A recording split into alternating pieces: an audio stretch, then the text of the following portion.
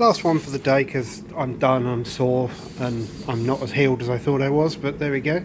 So there's on the back. As I said with the earlier video, nothing is on its final programming yet, and we have our remote down there, and if we turn on our lights, backlights come on as they should, and then at the front we don't have those on or the headlamp wigwags on at the moment because of programming. As you can see, we've got two light heads down there on either side, one for either colour. That's an awful lot of lighting power there. And then we've got our, it's not a Talon, but it's the same sort of thing up there. And yeah, so those were a battle.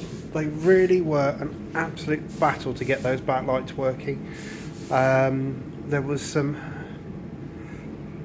I don't know whether it's factory or not, but looking at the wiring diagram it should have worked the way I intended it to, but there was a splice in the loom that I wasn't expecting. Yeah, it's an American car as well, it just makes endless amounts of noise. So jobs left to do, finalise those, get the high levels put back up, and then put the car back together. So we're mostly there.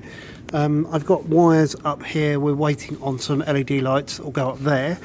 But yeah, we're about 99% there, and at the moment I've got no sleep timer on it, so everything goes off with that.